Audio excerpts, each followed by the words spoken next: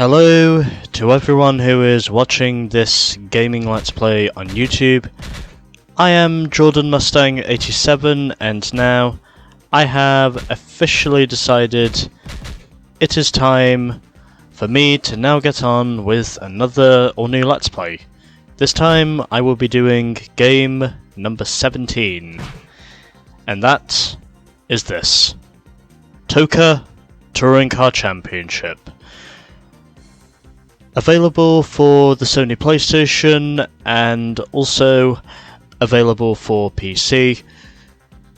First released here in Europe in November of 1997, and then it was also released over in the States by August of 1998. So this game originally came out before the DualShock controller was invented. Of course, it was the PlayStation company who did invent the DualShock controller, and I am thankful to say the copy of the game I have does have DualShock compatibility. So I'm already on the game options, because if I wasn't on here you would just be seeing race demos, and I'm just going to get started with the sound setup. So, I think I'm just going to put the effects volume down to about 60%, same as what will be on the music volume, and the game music will stay on because I don't think music in this game is copyrighted as far as I know. And gonna head back, and we also get graphics set up, so we can choose to have it either horizontal or vertical. I'm quite honestly fine with the way it is. I am also going to put wide TV on, because then I can see all the statistics. And another thing that's interesting about this game is we can actually position the screen, meaning I can basically do this, because I want to make sure it's in alignment with everything else.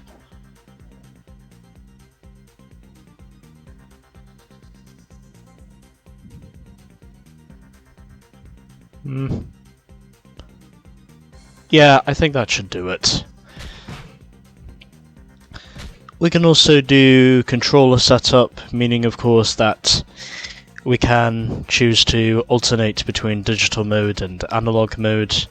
Of course, I am going to be switching over to analog mode because, well, I did some testing to see which one was easier, and even though they both resulted in the same outcome of me basically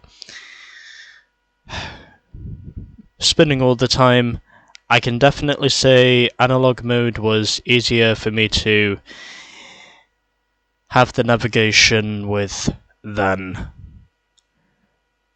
digital, because at least I can say with analog I actually feel like I'm controlling the car. And vibration function, well, don't really think I need a vibration that much, so I'm just going to turn that off. And let's now move on to controller setup. So, analog controller, obviously this game is compatible with DualShock mode as I mentioned before.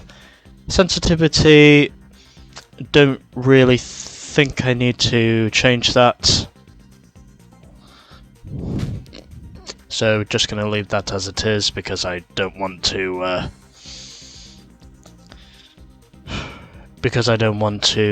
fucking mess up the driving style. And so analog acceleration, yes. Analog braking, yes. Gear up, that will be R2. Gear down, L2. Rear camera, L1. Change camera, well, I like to use triangle for that. And as for the play horn, I'll use R1, even though I honestly doubt I'll ever use it. Well, not really sure if the sensitivity will change anything, so I think I'm just going to leave that as it is, even though I will have to check the manual to be sure, but I don't think that will change anything.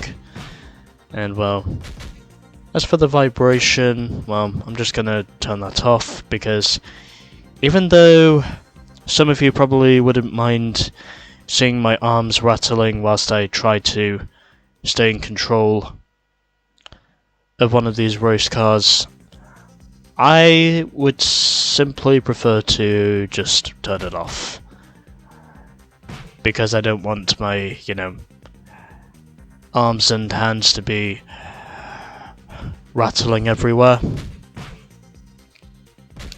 And as for select language, well, that's going to be English.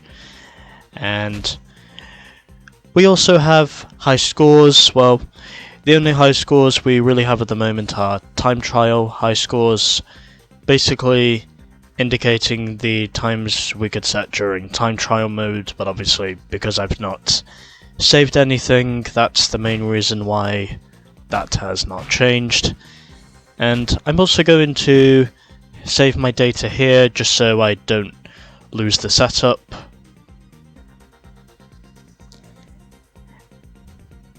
And that is saved.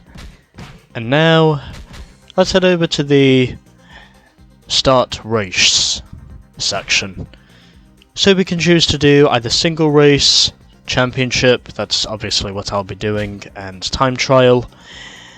So if I go on single race mode here, we can choose to have either one player or two players. Obviously this is me being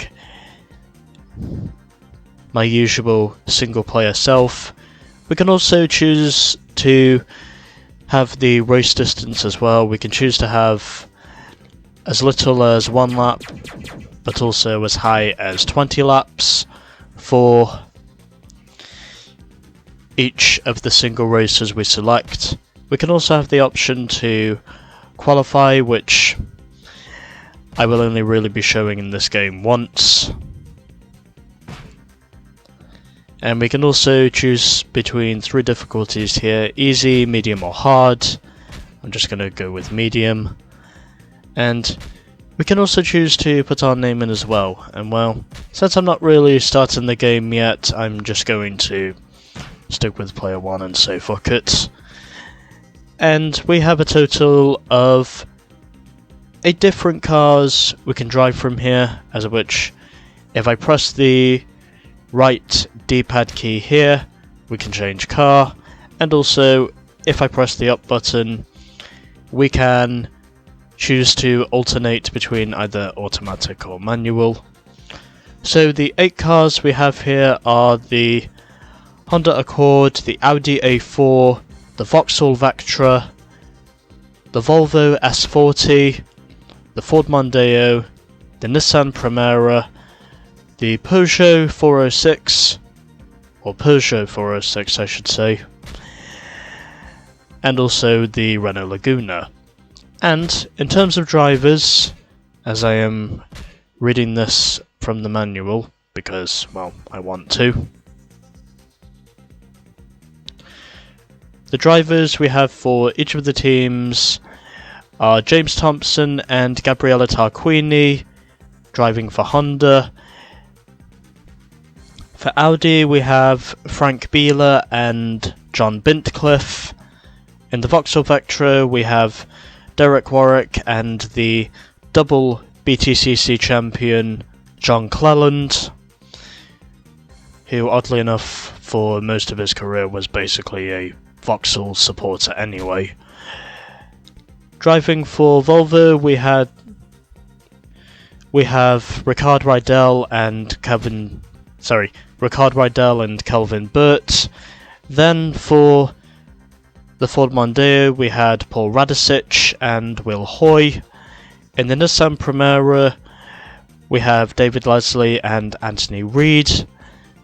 In Peugeot we have another former BTCC champion, Tim Harvey, who won probably the biggest championship finale in BTCC history. I will link a video down to that race in the description below. And the other driver being Patrick Watts, and at Renault, which oddly enough was the most dominant car that season, basically. The two drivers we have for this team are Alain Menu, another double world champion in the BTCC, as of which he would win 2 championships in 2000, and the other driver is future double BTCC champion Jason Plato, who does have the most race wins, and ironically enough even today is still one of the active drivers, less than 30 years onwards from when this game came out. Well, 25 years onwards from when this game came out, to be more specific. Although the winningest driver in terms of championships in the BTCC is Colin Turkington. And with the BTCC, I can actually say the racing overall, even today, like it was back then, the racing was actually pretty good. I mean, aggressive in some instances, but still good hard racing in my opinion. So anyways, just gonna randomly select a vehicle here, really don't care which one. And we have a total of 9 different tracks in this game, as of which that does also include a secret track which can be unlocked using the cheat code to unlock all tracks, and there's actually a bunch of cheat codes in this game.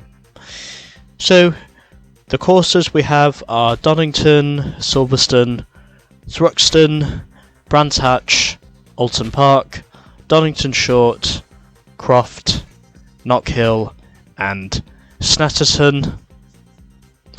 And of course we cannot use the other tracks aside from Donington and Silverstone because we have not unlocked those tracks yet. And there is also a secret course in this game, but I'm not going to reveal that until I've done the main in-game content, which of course is something I have to do. And now I'm just going to get down to championship mode. So with time trial mode, basically the same courses again. We can choose to have the weather settings at whatever we want and just press continue. Really doesn't make much of a difference, we still get the same courses again, except for saying we need to go through the game to unlock all the others, as I've said before. And with championship mode, which is obviously what I am going to be doing, this is officially where we start the Auto Trader RAC Championship race, as which it was known as the RAC British Touring Car Championship back then. It was also sponsored by Auto Trader, which oddly enough was also becoming a thing at that time. So 2 options between new game and load game. And we can also choose to have either a short championship or full championship. I of course will be going for the full championship option because, well, there's really no difference between the two. With short championship, the race distance is reduced, yes, but we still have to do all of the races anyway, we just have to do them at a reduced overall distance. So I of course am going to be doing full championship and then to press continue, and because I'm not starting the game yet I'm just going to go along with this. And I've also mentioned the cars we have available to us, 8 different teams we can drive for. Of course I'm obviously not going to be driving for Renault because, well, they just absolutely dominated that season. I should also mention the Renault Laguna that season was actually designed by the Williams F1 team, and ironically enough Williams had also won the Constructors' Championship in Formula 1 that same year. So, I guess over here in Britain, as well as basically the World Championship, more or less, it was basically a dominant year for Renault all around in terms of their engineering program, because, well, I guess that's just how dominant they were. But anyways, I think that's going to do it for this little introduction, and next time we will actually be getting started with the game. So, thanks for watching this introduction. I am Jordan Mustang 87, saying thanks for watching, and see you in the championship.